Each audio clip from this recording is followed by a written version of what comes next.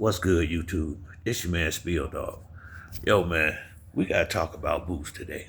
Seriously. I really looked into it, and I thought I heard what I heard after he fought Stanionis, which was only in April, mind you.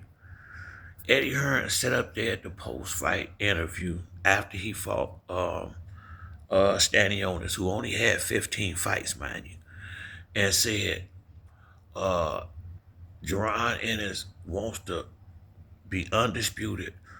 I've already talked to Bob Arum. We got this thing set up when Brian Norman, for them to fight Brian Norman at 147. And so some of the reporters was asking Boots, well, you look weight drained. You couldn't, what about you being able to make weight? He started laughing, talking about, man, y'all social media people is crazy, man. He said he was at 146 that Tuesday. He said he ate the day before the weigh-in, didn't work out.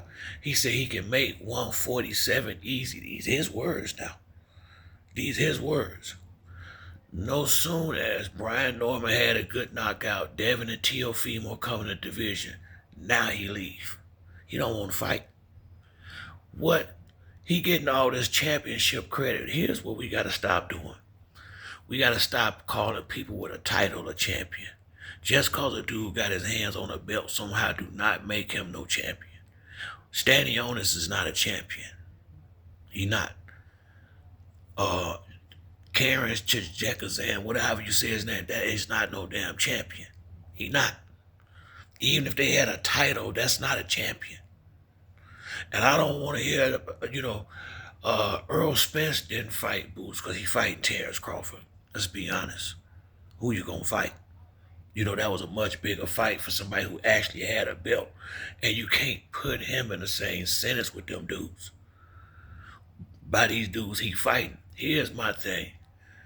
You claim you want to prove that, he keeps saying, y'all ain't seen the best of me until you put me in a ring with some of the best, but you won't get in there with them. You can't. Why? If you got 34 fights already, 34. Why wouldn't you wait? You said yourself you ain't got no problem making 147. It's just go look at the post-fight interview for the Stanionis and Jerron Ennis fight Boots, his daddy, and Eddie Hearns up there having a press conference. So the truth is, you said you ain't got no problem making a weight.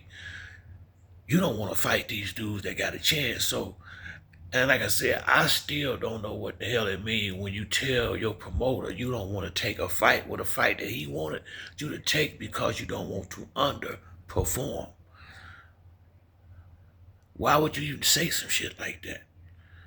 Why? Because it's a real fighter. You didn't think like that. You weren't worried about underperforming against Stanionis. Same division. A bigger guy. This Fugazi, bro. Somebody knows something. And here's what I want to see. Who he finna fight at 54? Everybody know Virgil Ortiz's hand hurt, so ain't no sense in talking about him, because when he tried to fight, you was going on vacation and enjoy your victory. No problem. I get it. But my thing is this.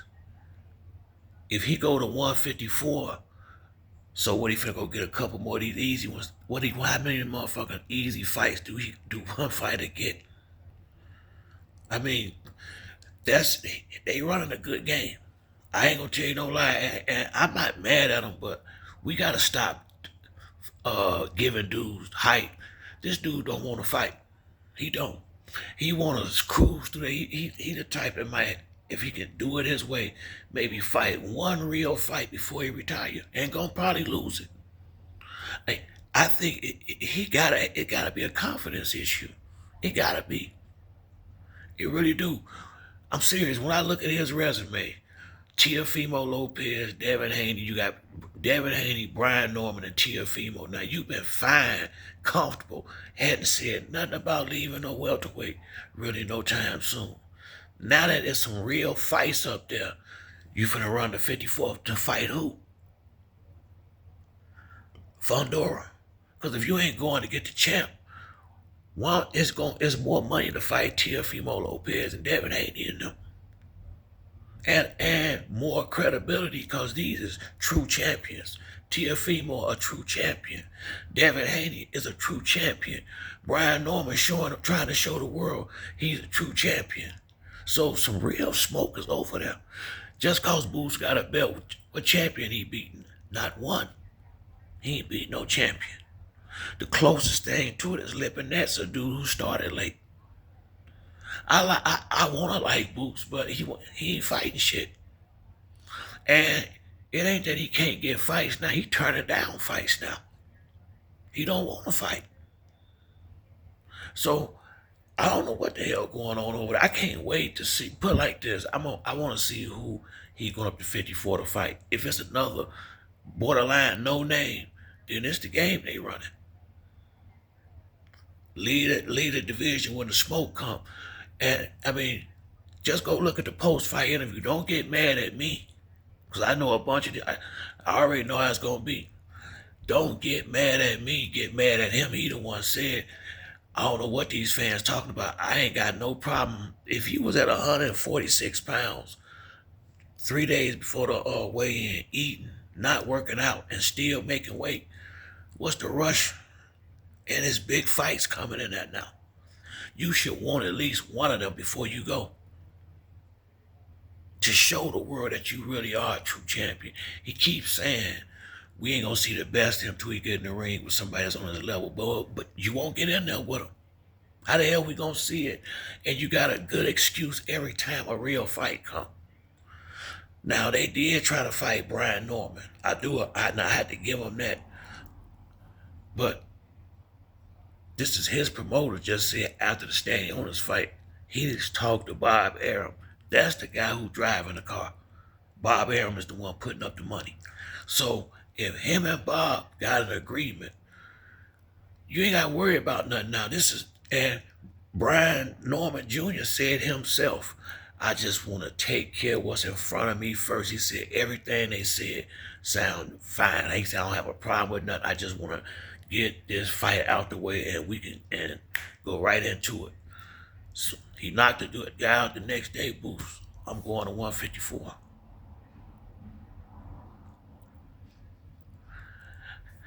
I'm out. I think he fugazi.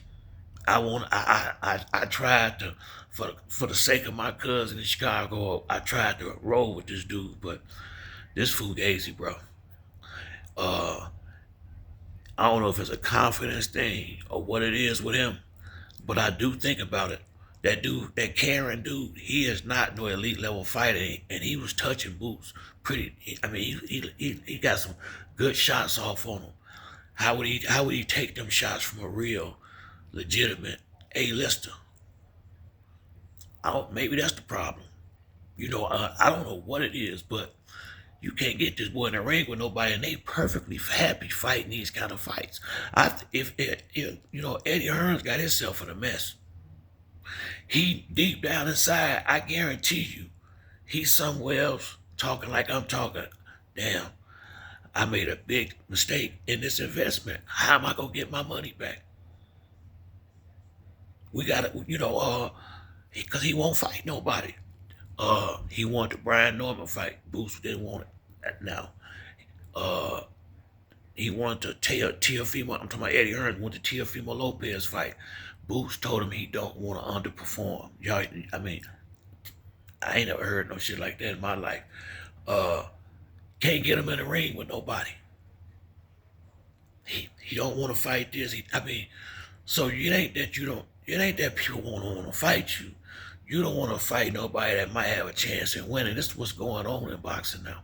See, making money don't mean this motherfucker good. Just cause a guy making the most money in a division don't make him the best fighter. That make him the best businessman a lot of times. That's the one that know how to trick the fans, go out here and tat up and, give them the look that they looking for. Say some ignorant shit here and there. And, talk up somebody and go in there and beat up somebody who you knew, who they damn near could beat without training hard, and call themselves the man. That's what the hell going on out here, man. I mean, this shit getting on my nerves. Like with Boots, this is motherfucking shame. He running from Devin, Haney and Teofimo Lopez, and he know it. He was fine down there till some heat came. Brian Norman's looking good, and two more young dogs coming. He gone. He ain't been ready to run. He ain't been in no rush. But everybody was trying to want him to fight Virgil Ortiz. He said he wanted to stay at welterweight. He wanted to take care of business and get all the belts. Now some heat that came in the air. You dropping all. Well, you can't make this shit up. You can't make this shit up. You can't make this shit up here. You can't make it up. This dude, you know, they talking this dude up like he the next Roy Jones or something, and he ain't that. He ain't that. He don't want to fight. Floyd was 23 years old when he fought Diego Corrales. This boy 28 years old with 34 fights and ain't even fought a B-plus level fighter yet. But he great.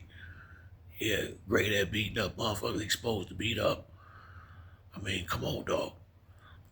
I'm looking at this man's resume, and the closer the heat get, the farther he run from it. Why on earth when I would have shit just to make that big money and be in that big fight and show the world what I got. You scared of Teofimo Lopez and Devin Haney? Shit, that ain't no motherfucking champion. I'm sorry. That's a fraud. He tricked me. I called my man in Philly. I remember some years ago when I called him. I got a good friend of mine live in Philly. Tell him, man, y'all got a beast out there. Shit, ain't no beast out there. Ain't no beast out there. There's a nice box out there with a good father and a good trainer, but that boy ain't got no heart. I don't think he do. I think his heart pump Kool-Aid. He don't want to fight. He don't want to get in there with nothing real. I'm sorry. You know, he seemed like a good kid. I got a lot of respect for him and his father, what they've done, but that ain't no champion. He ain't beat one. He might be, but just getting them titles from the dudes, man, please. Standing on is for real. The dude with 15 fights, the man got 34 fights, 28 years old, and ain't not even a B-plus on there. You get Devin. I'm hearing Devin asked for a fight and Teo asked for a fight. You turn them both down. Turned down Virgil Ortiz earlier in the year. He turning down all the, but you bring a soft touch over there. He'll take that. Somebody you want to have fun. You gonna have fun fighting bullshit in the ring. This ain't no motherfucking playground. People ain't paying to watch you have fun. They paying to watch you go in there and fight.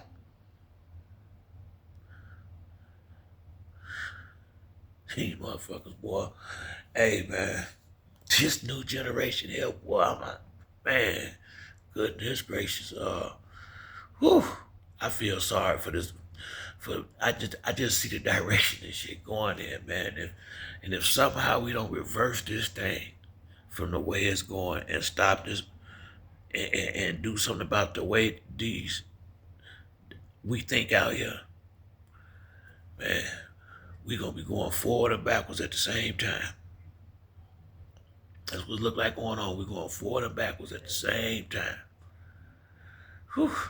But that's it for me on this video. If you like the video, hit the like and subscribe. Till next time, it's your boy Spill Dog. I'm out.